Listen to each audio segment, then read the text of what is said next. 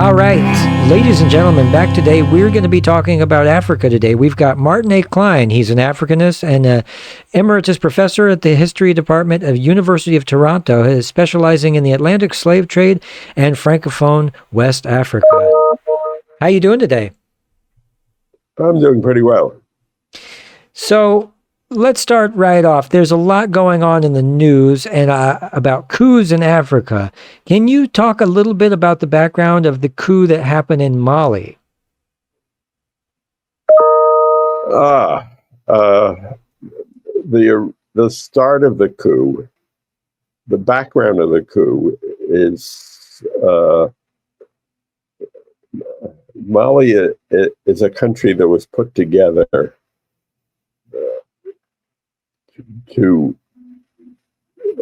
it's a combination of an area which is partly agricultural. It's heavily Muslim in both parts. The most of the land in Mali is desert. Probably 95% of the population lives in agricultural areas, not necessarily well watered, but they're farmers. And there has been over the last 2,000 years a lot of conflict between the farmers and the pastoralists. And both groups are Muslim, though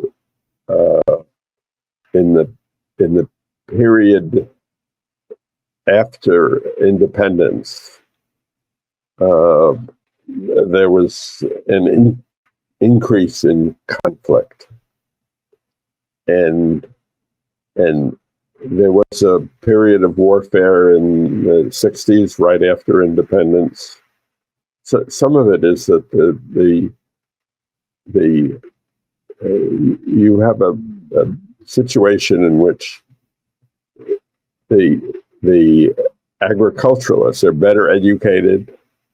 The farmers themselves may not be better educated, but there is a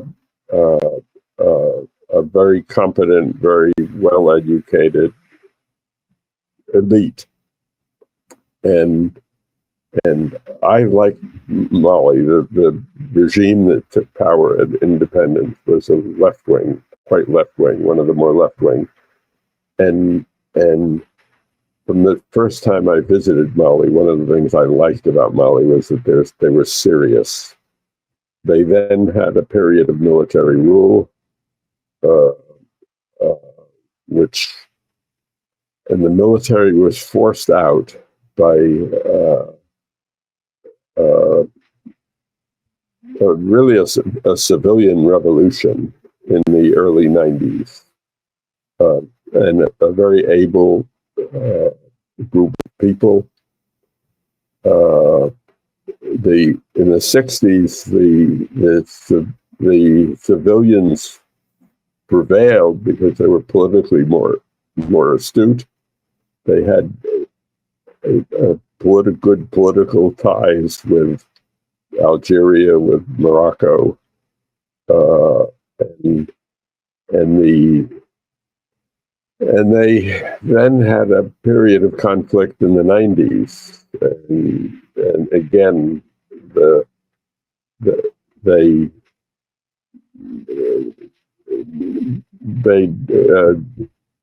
they settled their problems through negotiation. There are stages in this, and I hope I'm not going to be confusing, because the settlement in the 90s was essentially a very good settlement. They took many of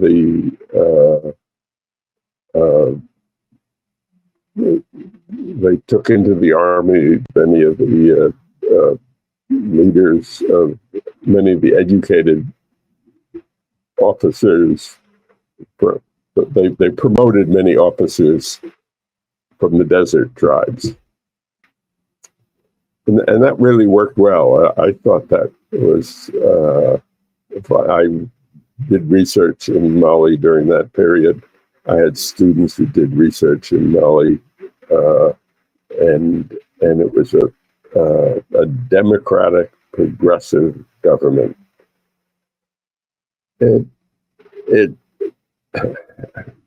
But there also was a certain amount of corruption, not in the beginning, but and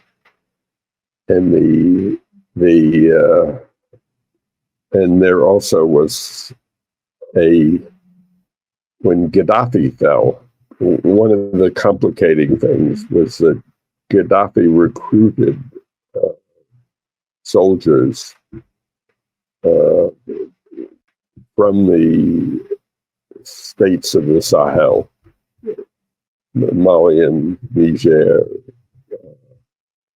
And when Gaddafi fell, many of there were two things that happened. One is that there was a civil war in Algeria. I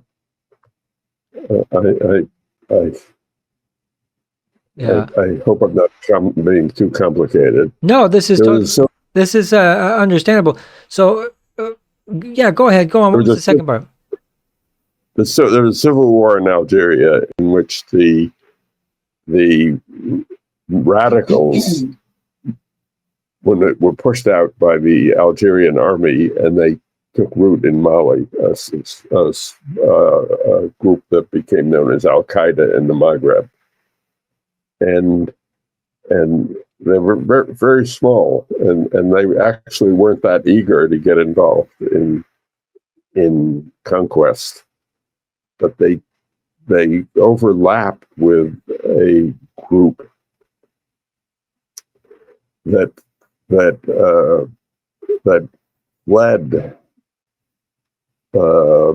Libya, and often carried Libya was quite wealthy because it was an oil country, and they had some sophisticated weapons, and they took their high-powered weapons with them. And so you ended up with two groups, actually more than two groups, but essentially, but a group that was interested in forming a desert state, which would have been ludicrous. I mean, they would have had almost no revenue or no way of getting, even if they found the oil was not in Mali. Export some sand. That's about all. They wouldn't have been, if they found anything under the sand,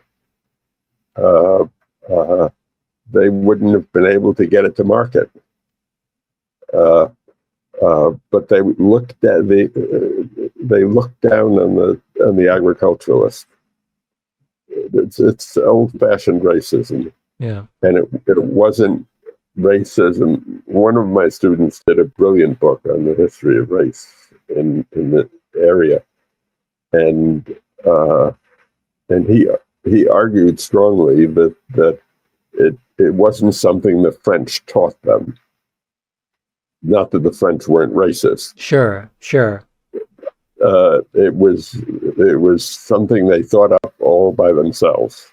So they think of themselves as white, though if they tried to get on a bus in the United States in the 1960s, they would have been seen as black. Okay? If they walked down street in Toronto or wherever you're based, people would see them as black, but they weren't black. And they define themselves as racially superior, and they gave this a religious definition. They defined this in terms of descent from the Prophet Muhammad, and et cetera, and so forth. I can go on. I can give a separate lecture on that. But to these groups that are in West Africa, what's the contention about? Can they think they're better than each other? In the Mali case, the French intervened after this rebellion, and they were successful because the rebels were divided.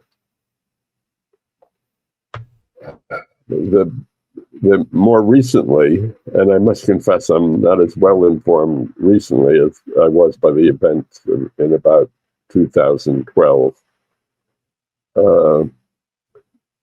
The soldiers, there've been a number of coups, and the basis of the coups is that Malian governments have generally tried to keep the army weak.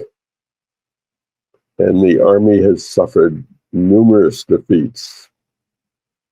They've been compounded by the fact that some of the army officers have gotten training from the Americans, and the Americans insist they're training them and they're indoctrinating them in democratic values.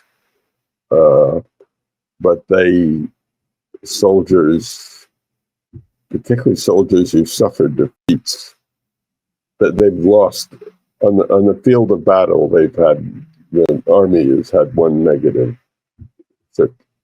disaster after another, and that's the basis of the latest coup.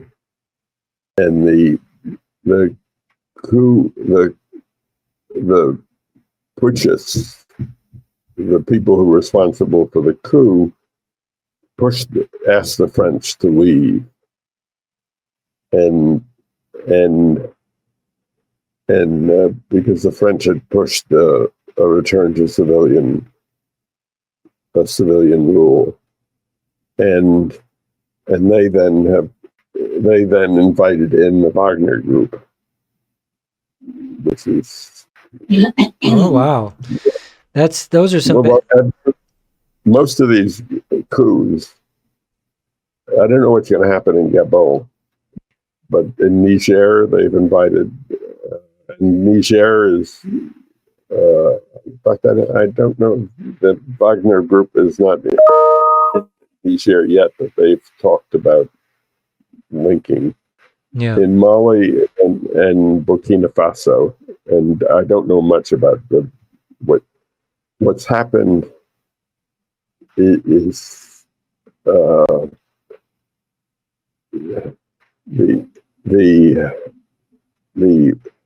ideology, the various ideologies, both even nationalist or religious, Salafist Islam,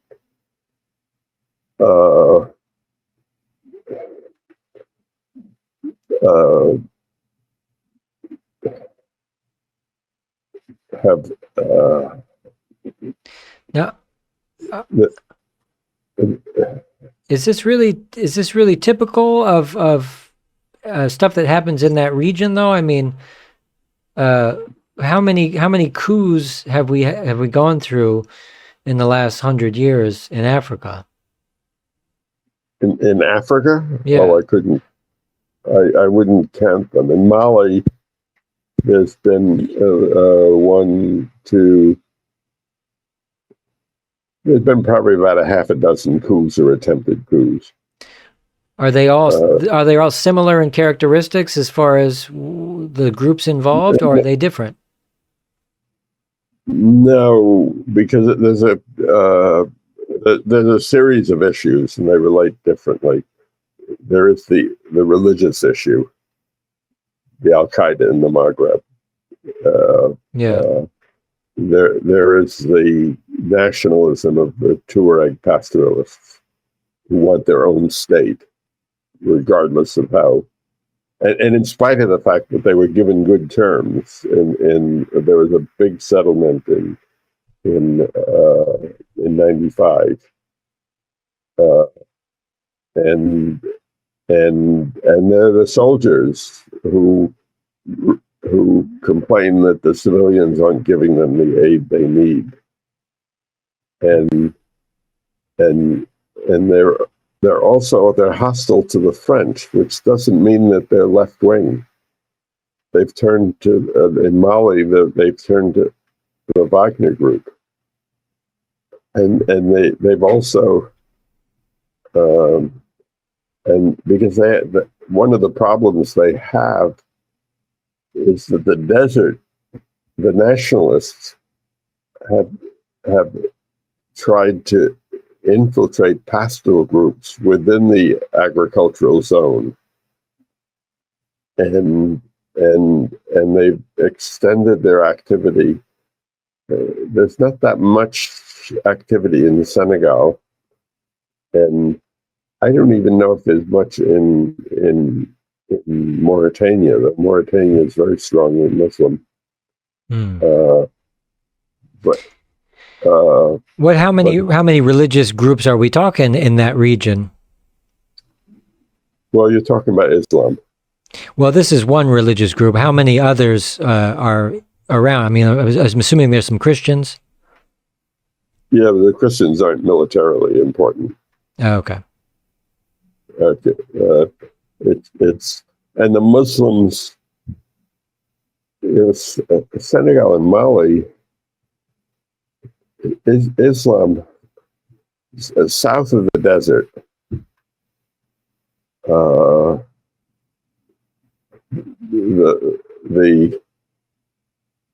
The spread of Salafist ideology has been limited, and in Senegal has a long tradition. I mean, in the 19th century, there was a lot of warfare, a lot of religious warfare. But under French rule, it's actually not based in French rule. Senegal is an amazing country because it's the more dynamic Islamic groups. Do you know anything about Islam, Sufism? No, is that the radical Sharia law one? Caliphate? They all want Sharia law, but it's what kind of Sharia law? Extremely conservative, I suppose. Well, in Senegal,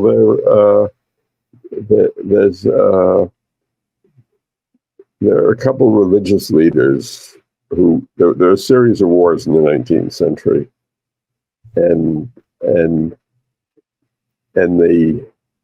my first book was on Islam and imperialism in Senegal, and the group the groups that became the two groups that became ascendant in the period before and after the conquest were groups that believed that the best way to spread Islam is by the jihad of the mouth. You spread it orally. You teach that warfare is not successful. Yeah. Where are you based? Where are you? I'm in Germany. Oh, you're in Germany. Yeah. I don't know if the Senegalese. Do you have Senegalese peddlers? Oh yeah, sure. That's them. Yeah. They're very. The police in New York like them because they don't get involved in shooting people or dealing in drugs. And they're in the United States. If I see a large black man selling things any place in the world, Istanbul, Paris, I address them in Wolof, and they answer me in Wolof. And this is an intriguing development because they start off as a peasant group, and they've been since the 90s. This is only one group, but but by and large, the dominant ideologies. There's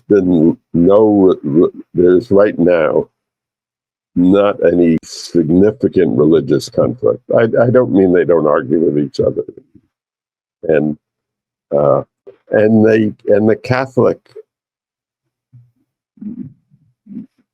Yeah. I don't know if there's a cardinal now. The Catholics get along with them because the Catholics are a minority, and the Muslims are tolerant of the Catholics, and it all works out well. In Mali, because of the way things have evolved, particularly since the middle of the last century, there has been conflict, and the other thing is that the army in Mali has been hostile to civilian rule. Has been so you have a lot of intersecting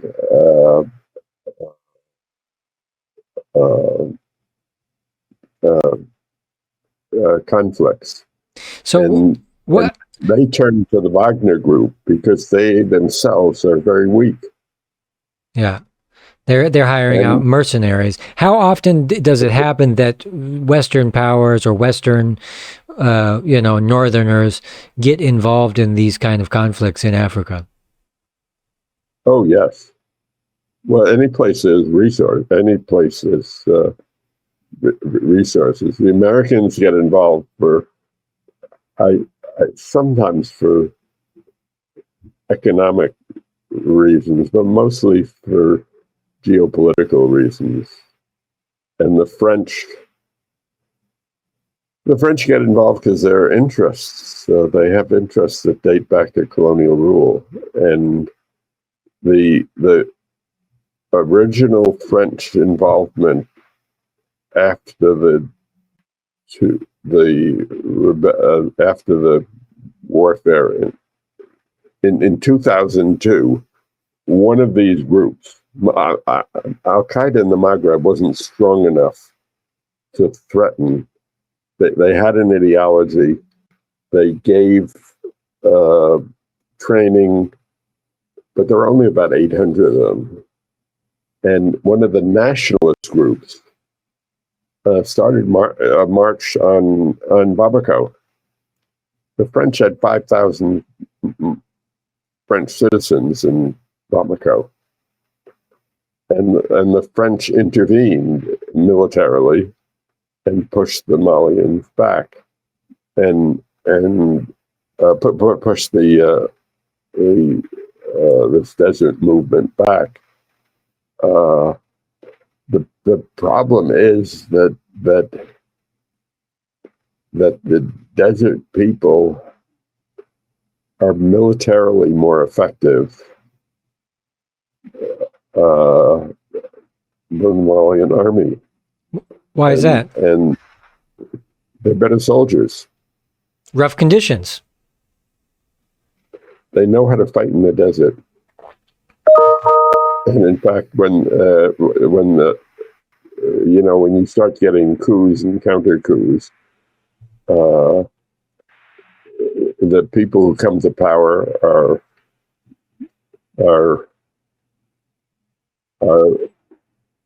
often aren't that very effective militarily, and yet they blame the civilians, probably with some basis, for not giving them the support, the weapons, in particular, the training they need.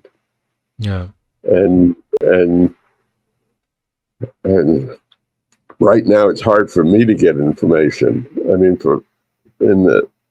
10 years ago, I was doing a lot of lecturing on the situation, because I could call friends of mine. The guy who wrote the book on racism was an undergraduate student of mine, and now it's almost impossible.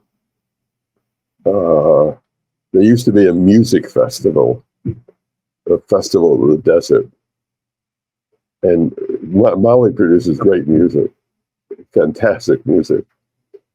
uh, and they had this festival in the desert north of Timbuktu, and now it's not really safe.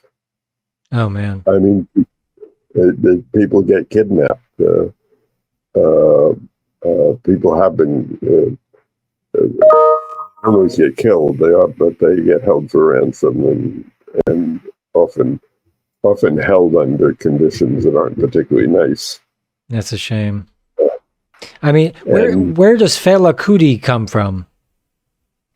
Fela Kuti, he's Nigerian. Oh, he is. Okay. He's a great musician. Great music. Really great. But Nigeria, we'd have to do a complete session on Nigeria. Yeah. Nigeria is totally different, and Nigeria hasn't had a coup in years. Yeah, they've had more coups probably than any other country, but right now they haven't had a coup.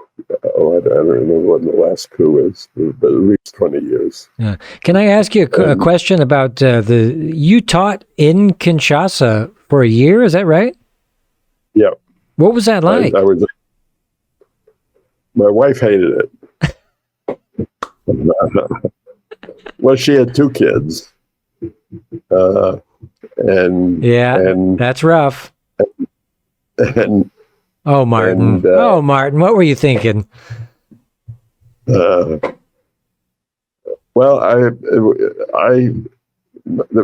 actually the kids were part of the reason I wanted to go back to Africa while the kids were young. And one of the things I didn't realize is that kids are most portable between the age of 5 and 10. When they're in their teens, they don't want to be separated from their friends. Yeah. And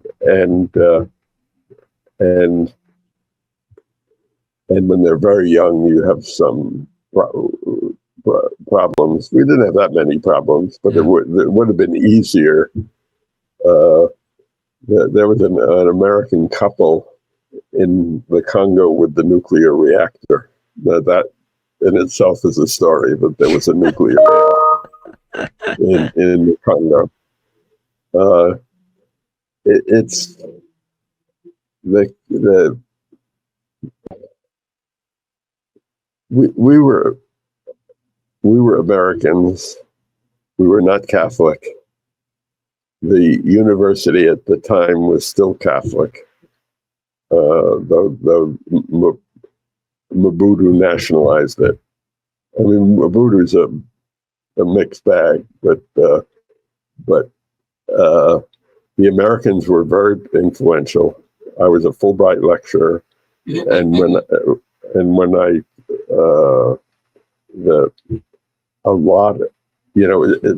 in private conversation with people at the U.S. Embassy, because those were the people who were paying my salary.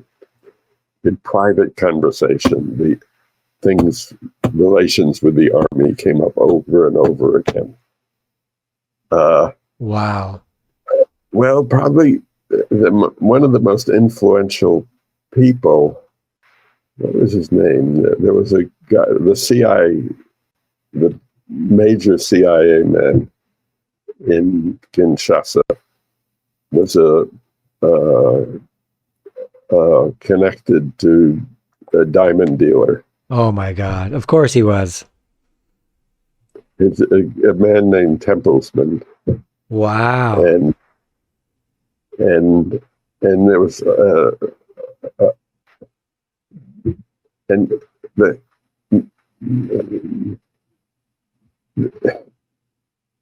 you had American politics, which was I was not. When I applied, one of the brightest students, probably one of the brightest people I ever had, was a Congolese student, and I had applied for several things in Africa. I had a sabbatical year, and so I decided I wanted to get back to Africa. I really like Africa. In fact, I liked a lot of things about the Congo. Some of my students were fantastic, and some of them were not that good. But some of the schools were pretty good.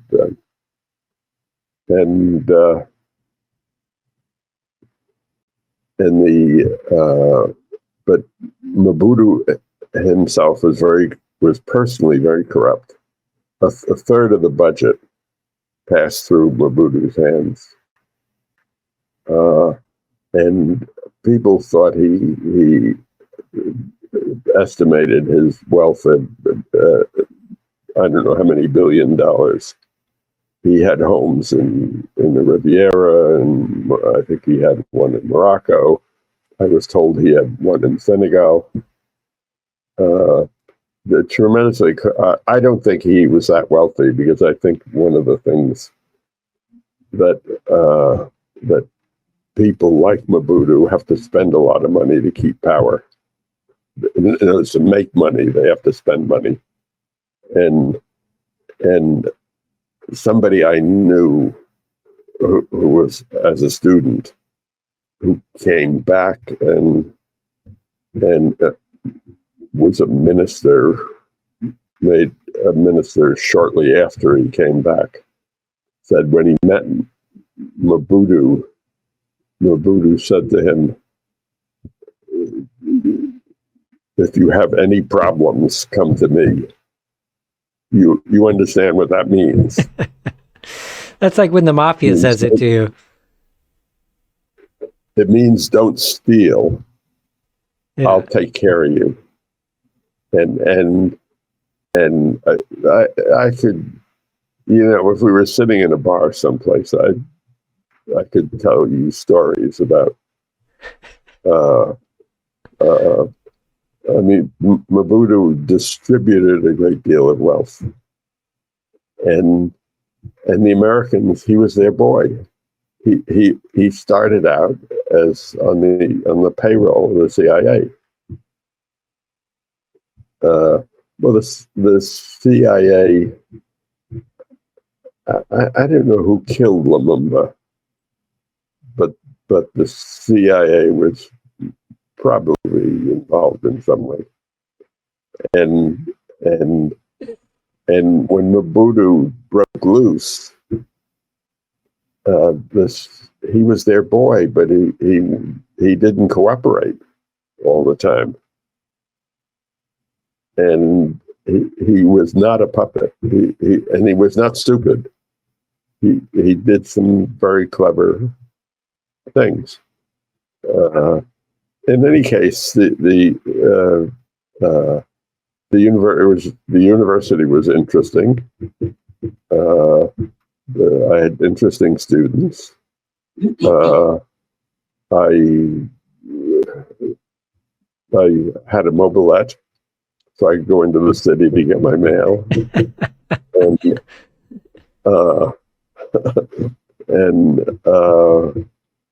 And what did you eat during the time? Obviously, you have to eat the local food. What kind of food are you eating down there? Oh, so the food was. I didn't often get invited to places where they ate. Only one time, I was invited. This African student, brilliant African student, was part of a group. In many parts of Africa, there are people who there are ethnic groups that are favored. That if you're racists, often have a belief that whites are smarter than blacks, but some blacks are smarter than other blacks. And and in the Congo, it was a group called the Luba, and the Luba, and some of it was that the Luba.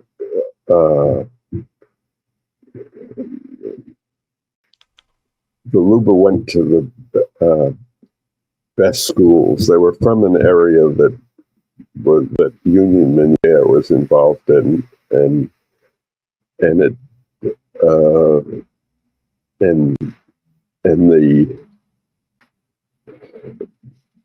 and there was a group that went, and also it was the Congo under the Belgians. They divided areas between different Catholic religious orders, and this group was people educated at Benedictine secondary schools, and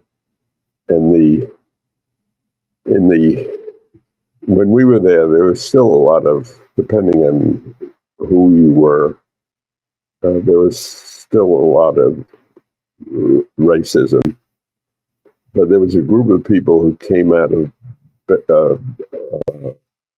Benedictine secondary schools that were really quite brilliant. And this is a long introduction to food. So they had a group of his friends invited my wife and I to dinner, and there was a mound of something that looked a little bit like mashed potatoes, but glutinous, and on the sideboard, and then there was rice or potatoes. I forget which, because the belief was that white people like potatoes, the Belgians like potatoes, and it's true. And I looked at the host, and I said, "Is that fufu?" And they all broke out laughing, because I'd never had fufu. Fufu was cassava. I'd never eaten fufu. So I had my first fufu. Nice. Fufu is not as good as, I've eaten there are different specialties, but in the Congo, in Mali, it's rice. White people like rice, and Africans have their stereotypes too. Yeah, I see. I can tell. Yeah. In the Congo, it's potatoes. I mean, and there was a restaurant, a faculty restaurant on campus, and they did serve a lot of potatoes.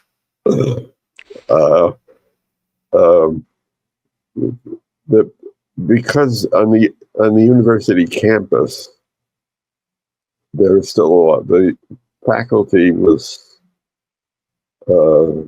still, it was about 60% Belgian, about 20% African. Wow. So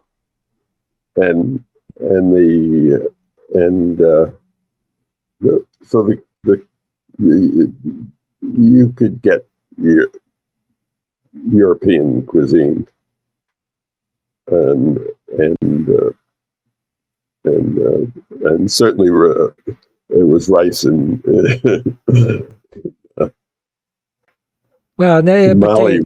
Potatoes will keep you alive. Yeah, that's true. White people love potatoes. Well, potatoes, vegetables. The missionaries.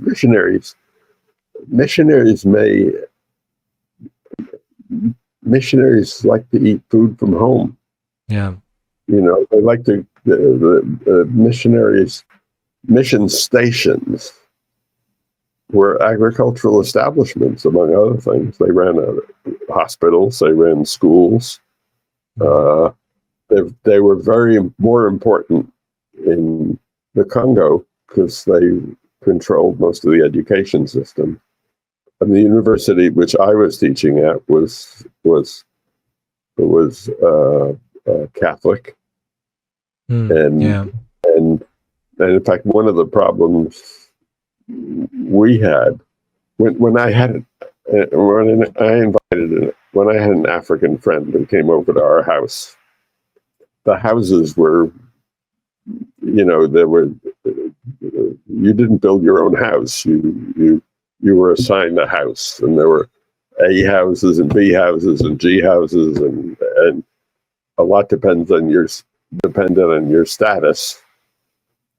And Africans would immediately say that if you were Belgian, you would have had a different kind of house. Oh my God.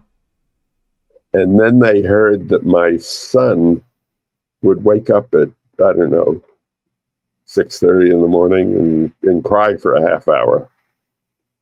He was 1 year old. Yeah.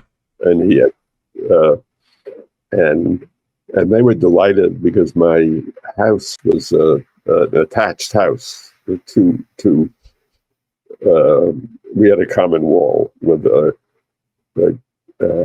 Belgian man who ran the restaurants and who was quite nasty. Oh, really? We had a problem with him and our relations with a servant.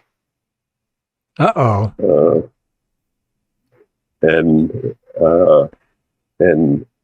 And my son was quite popular because the Africans detested this guy. There's so much, right? The Senegal. There were racists in Senegal. The French, most of and some of the Petit Blanc. Might be, but by and large, the French knew enough to shut their mouth. Yeah. And Senegal had been electing people to office since the mid-19th century. I mean, that's one of the reasons Senegal is such a successful country today. Is that there is a tradition of education, and the Belgians. I don't know how many times I heard Belgium, particularly the Flemish, would say that I understand the Congolese. I have 10 kids. There's two.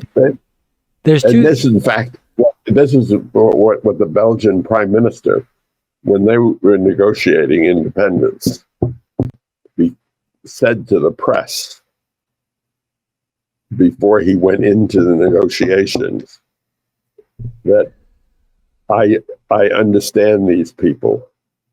Yeah. I have children. Let me. And he was equating Patrice Lumumba to infants. And in fact, this group I spoke of earlier include some of the most brilliant people I've known. I mean, there's no and some of them would actually. I had an argument with one guy because he had sent he was a linguist, a Flemish linguist, and he was again one of these 10 kids guys, and he was a colleague of mine, and he sent one of his students he sent off to San Diego, and he said it wasn't that the student applied to San Diego and got admitted. And he had another student who was interested in folklore. And I became friendly with this guy. And I said, there are places you could apply to in the U.S., because I knew the U.S., that are very strong on folklore. And And Van den Eyden, the Belgian, came to me in anger. He said, "What business do you have telling my students where to go?" I had decided that he would study with Father Stappers, who was a Dutch priest. And I was dumbfounded. This idea that a student did not have a right to speak, that you had to be somebody's protege, was for me was son. But I heard so many times this notion that, and not all of the, because some of the Belgians, some of them were there because they were anti-racist. They were anti. That's good. They were critics. There's always some, right? You'd hope that there's sometimes, but there's two things I really hate, and one is racists, and the other one is the Belgians. Yeah, I had a handful of Belgian cops, including the priest. There was a wonderful guy whose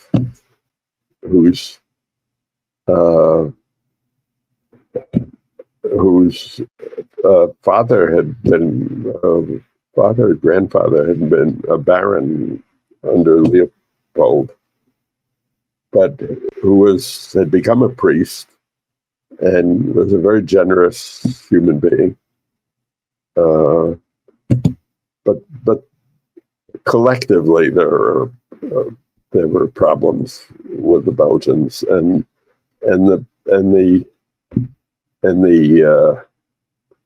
the Congolese knew this. This brilliant student of mine, I asked him once, I don't know how we got into the conversation about Flemish. Yeah. He said, I won the Flemish prize in high school, but I've forgotten Flemish. You understand? Yeah, His English was, the thing I admired about him is that his English, 1 year in the U.S., and his English was absolutely immaculate. Yeah. Well, it's the opposite of the missionary, right? The missionary goes somewhere else. And your English is probably good because you're German and you've been studying English from the... No, I'm American.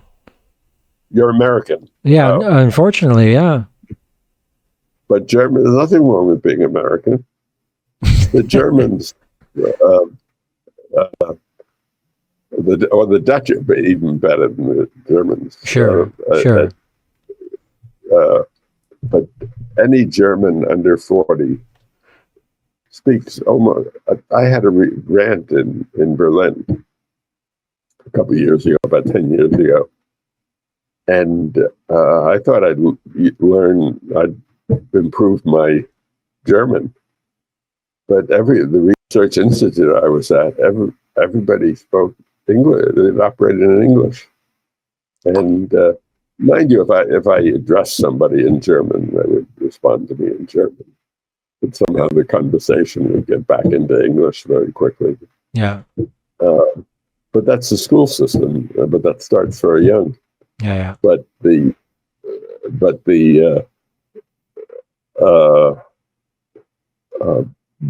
to have somebody whose English is as immaculate as this guy was, it is still exceptional. Most people operating in their second language or third language, often need help. Yeah. I'm often surprised at people who are fine scholars. They write well, but they need editors. And Andre didn't need an editor. His language was just so. But but the culture was still in the 60s still so heavily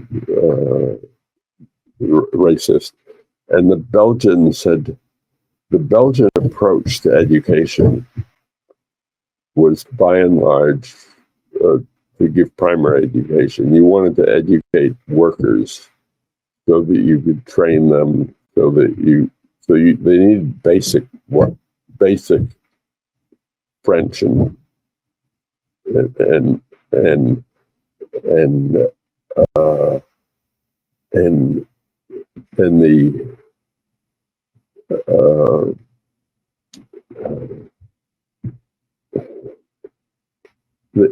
the in the 50s they started improving education at independence. The press paid a lot of attention to there were only 15 university graduates.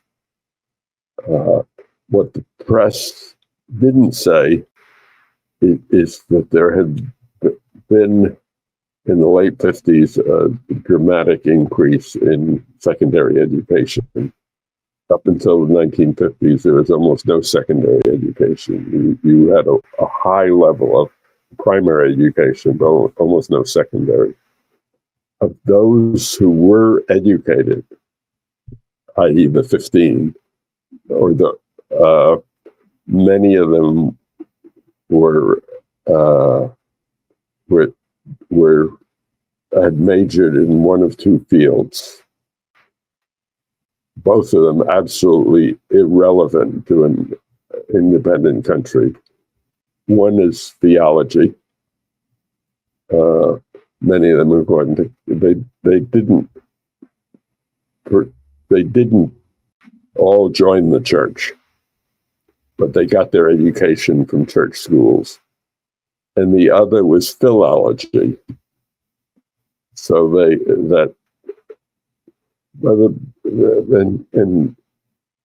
even at independence, the Belgians were interested in keeping students away from radical ideology,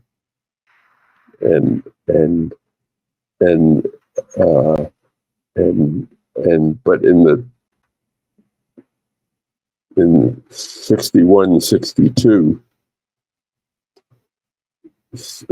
students there were three universities, but the best was Louvain, which was created by the University of Louvain in Belgium, and the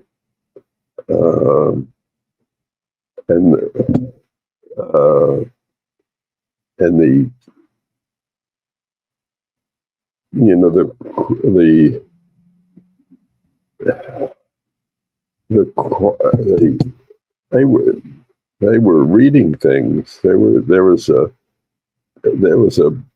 black market in books. They were reading Frantz Fanon. Wow. I mean, Frantz Fanon was very popular.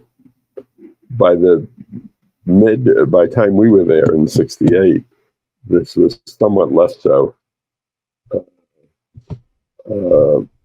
But I had some curious. I had one day I arrived at class a little early, and we were, or maybe the class before was slow in leaving the room, and I had a student who I had picked out as a radical, but he was always very polite, and he very politely asked me what I thought about the war in Vietnam. And I think I stunned him when I told him. But the first thing when I arranged to go to, the Americans sometimes, the Americans had this position, and nobody wanted to go there. And when I applied for it,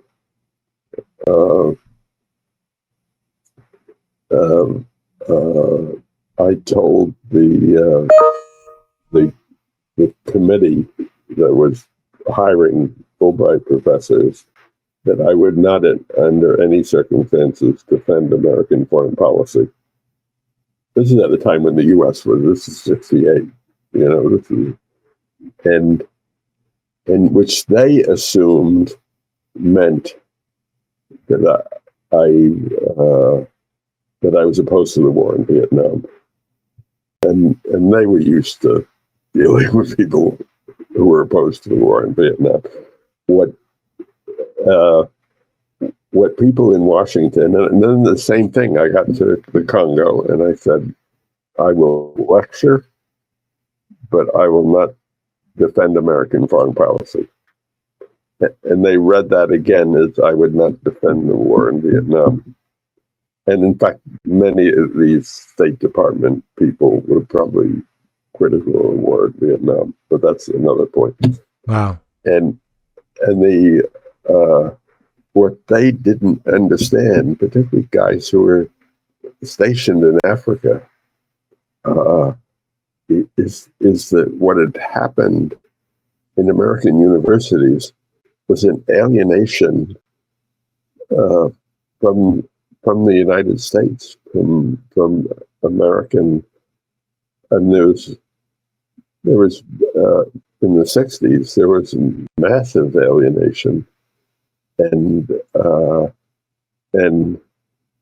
when I did, the Americans had an American week once a year in a different city, which turned out my year to be Goma, which has since been a disaster. But then was a rather lovely place. Yeah. And again, I said, I'll talk about race in the United States. I'll talk about African history, which I did. And they said, sure, Wow. So I went to Goma. I gave a couple lectures, and then I gave a lecture in Kisangani. Wow. But which Kisangani was sad because the Kisangani had been the center of a rebellion in the 65 and 66. And the Americans had an apartment in Kisangani, which I stayed in. And one side of the apartment faced on the port, the river port,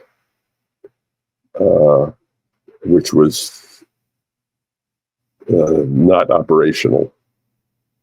And the other side faced the main city, the center of City Square, and it was empty. And I don't know what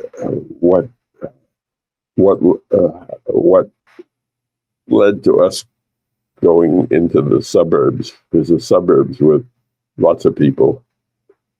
But Kisangani the city itself was dead.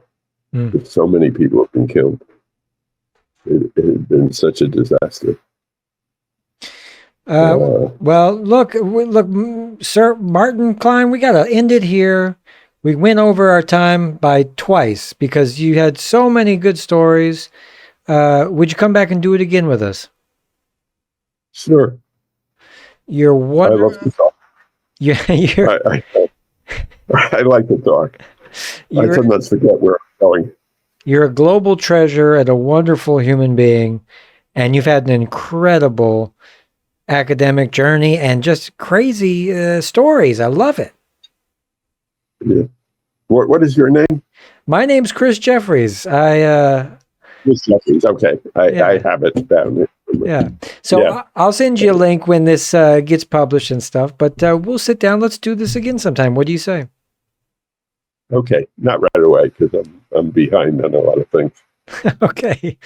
All right. Well, I'm probably in my last major project. I'm 89 years old. Oh, you look like you're 60. Yeah, people tell me I look like I'm younger, Yeah, but I forget things.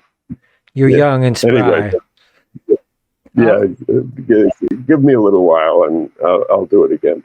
All right. Well, you're a treasure and a treat, and I really thank you. So let's sign off to everybody in TV land. Bye, everybody. Thanks for coming. Okay.